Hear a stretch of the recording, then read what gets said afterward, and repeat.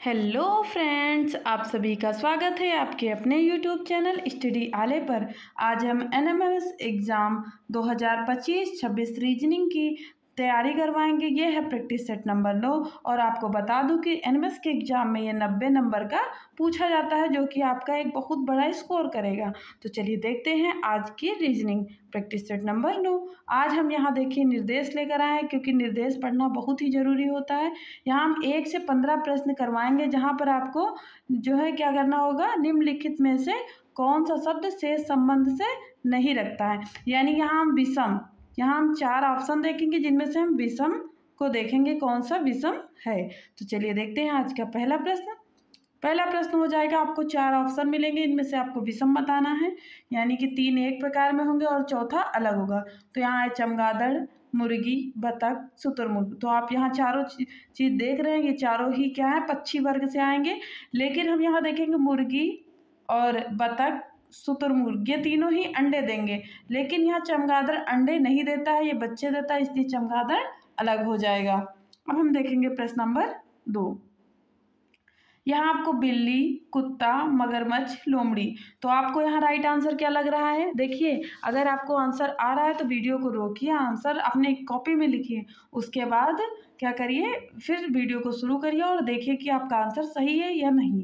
तो इससे आपको पता चलेगा कि आपके 15 में से कितने क्वेश्चन सही निकल रहे हैं।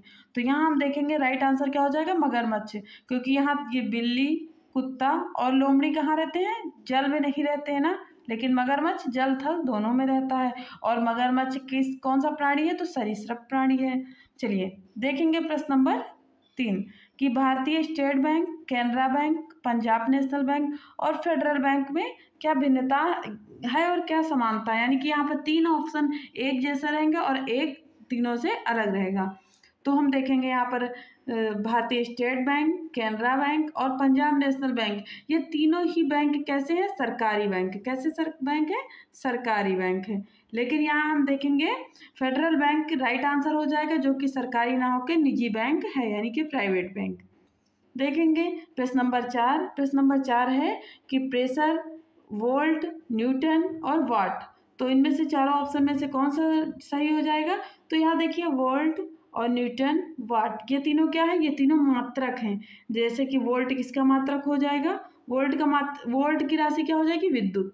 विद्युत का मात्रक क्या है? तो वोल्ट हो जाएगा, है ना। और न्यूटन किसका हो जाएगा? तो बल का। न्यूटन किसका मात्रक है? तो बल का। अब हम देखेंगे वॉट किसका है? तो ये शक्ति का। किसका है? शक्ति का। तो यहाँ आपको तीनों चीज समझ में आ गई, यानी कि प्रेशर सबसे अलग है। देखेंगे प्रश्न नंबर 5। प्रश्न नंबर 5 है कि सेब, स्ट्रॉबेरी, चेरी, गेंदा, तो इनमें से क्या अलग है। तो यहाँ हम देखेंगे सेब, स्ट्रॉबेरी, चेरी, ये तीनों ही खाने वाली चीज़ है, जबकि गेंदा क्या है? यहाँ पर गेंदा फूल का नाम है, बॉल नहीं, गेंदा फूल। फूल भी कहिए, बॉल भी कहिए, फिर भी गेंदा ही राइट आंसर हो जाएगा। चलिए देखेंगे प्रश्न नंबर 6। प्रश्न नंबर 6 क्या है कि ऑप्शन ए पे है graph, option B bar graph, option C histogram, option D monograph. तो राइट आंसर क्या हो जाएगा? राइट आंसर क्या हो जाएगा? आप सभी लोग कमेंट में जरूर आंसर बताएं कि इसका राइट आंसर क्या हो जाएगा। तो यहाँ राइट आंसर है कि मोनोग्राफ। मोनोग्राफ है क्योंकि किसी विषय पर प्रस्तुत किया जाता है, यानी मोनोग्राफ किसी विषय पर ही प्रस्तुत किया जाता है, जबकि ग्राफ, बार ग्राफ, हिस्टोग्राफ, ये क्या है?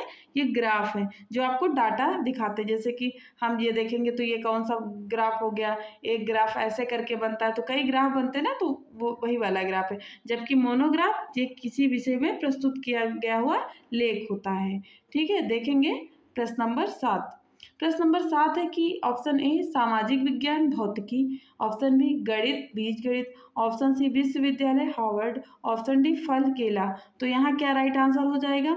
हम देखेंगे फल, यानी केला क्या है? केला तो फल है, बिल्कुल सही बात है। और विश्वविद्यालय यानी यूनिवर्सिटी, तो हार्वर्ड क्या है? एक यूनिवर्सिटी है। बीज गणित गणित का ही एक भाग है, लेकिन भौतिकी सामाजिक विज्ञान का भाग ना होकर किसका है? विज्ञान का भाग है। तो राइट आंसर क्या हो जाएगा? ए हो जाएगा, क्योंकि सब में सब एक दूसरे से संबंधित हैं, लेकिन ये ए ऑप्शन संबंधित नहीं है। देखेंगे प्रश्न नंबर 8। प्रश्न नंबर 8 है कि मार्कर, हथौड़ा, हाइलाइटर, शॉर्पनर। तो राइट आंसर क्या हो जाएगा? राइट आंसर हो जाएगा हथौड़ा। जैसा कि आपको देखने से ही लगता है, क्योंकि बाकी सब क्या है, पढ़ाई से संबंधित है, स्टेशनरी से संबंधित है, जबकि हथौड़ा क्या हो जाएगा, ये एक औजार हो जाएगा। देखेंगे प्रश्न नंबर 9। प्रश्न नंबर 9 है कि ऑप्शन ए गुस्सा, ऑप्शन बी डर, ऑप्शन सी झगड़ा, ऑप्शन डी हर्ष। तो राइट आंसर क्या हो जाएगा, 9 का राइट आंसर हो जाएगा झगड़ा, क्योंकि गुस्सा और डर और हर्ष ये आपके अंदर होते हैं ना, यानी इस पे आपके शरीर से। लेकिन झगड़ा क्या होगा, आप जब तक झगड़ा लड़ाई नहीं करेंगे दूसरे से झगड़ कर, तब तक झगड़े से मतलब क्या होता है, शारीरिक संबंध हो जाता है ना।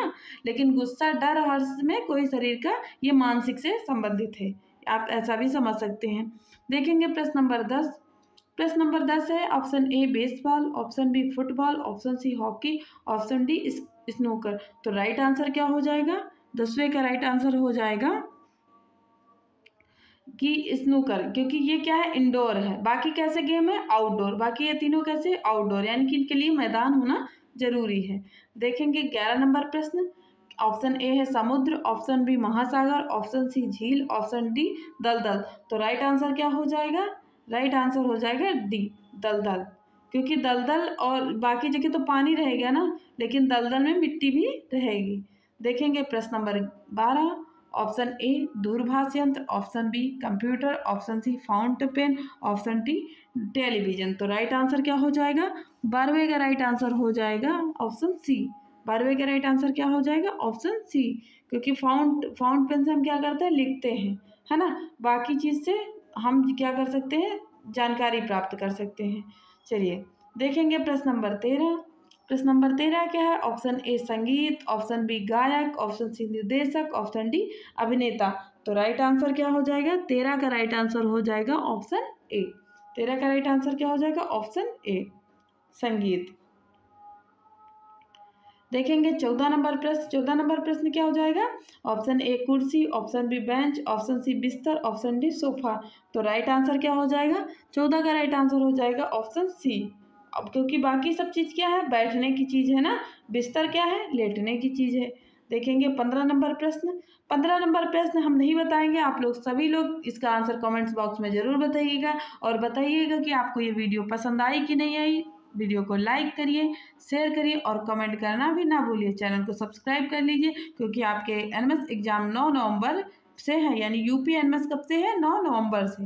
9 नवंबर से क्या है, यूपी एनएमएस की एग्ज़ाम है, जो कि संडे के दिन पड़ रहा है। तो आप लोग तैयारी करना शुरू कर दीजिए, बाकी रिवाइज कर लीजिए। हमने यहाँ साइंस की वीडियो और हिस्ट्री, सिविक्स, ज्योग्राफी सभी को पढ़ा दिया है अच्छे से। आप वहाँ उसको बार बार देखिए, बार बार वही प्रश्न को याद करिए, क्योंकि कई बार वो क्वेश्चन पूछे जा चुके हैं। और रीजनिंग के प्रैक्टिस हमारे साथ करते रहिए। Thanks for watching, thank you.